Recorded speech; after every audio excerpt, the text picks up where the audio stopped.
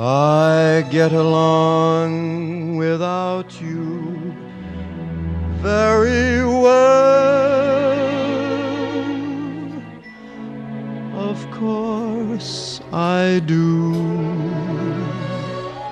People don't realize this about Frank Sinatra, is that the early 50s he was dumped by Ava Gardner. He was dumped by his record company. He was down and out. This is before From Here to Eternity. He made his big comeback, and people had really written him off.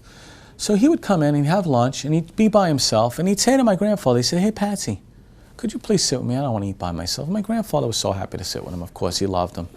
And he said, "You see all these other people," Sinatra would say, "you see all these other people in the dining room? They're my fair weather friends.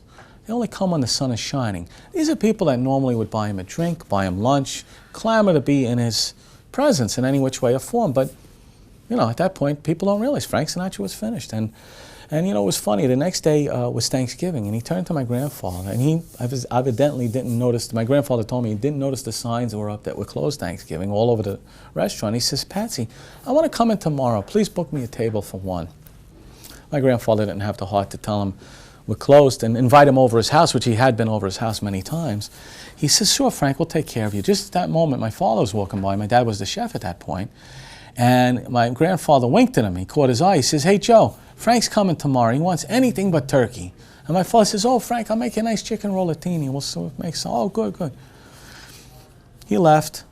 My grandfather said to some of the workers, said, "Look, guys, you know, tomorrow I need you to come into work." He said, "Oh, it's Thanksgiving," and mumbling and grumbling. He says, "Look, bring your families. It's for Frank. He wants to come in." They understood. They said, "We'll do it. Don't worry about it." And my grandfather had his couple of the waiters and cooks and they bring their families, and he, of course, made dinner for everyone. Frank walked in. It was about 3 o'clock in the afternoon. Now, you got to understand, this is 1950s New York. Thanksgiving, to this day, we're not open. Frank walked in. It's an empty dining room. He says, "Gee, Patsy, it's a little quiet today." He said, "Well, Frank, what are you going to do? You know, it's Thanksgiving, this and that." And he sat down. He had a full dinner. My grandfather sat with him. My father cooked for him.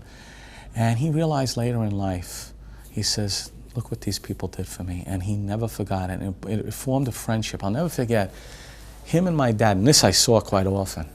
Him and my dad had this routine. Give a hug, a kiss, good night. Frank would walk out the door, he'd get halfway out, he'd come back. "You need something? Can I do something for you?" And he was almost at the point of getting angry that my father never asked for anything. He's a man that everyone clamored to and said, "Do this for me, get me that, do this." My father said the same thing. He said, "Frank, as long as I have your friendship, I'm happy." He says, "You'll always have that."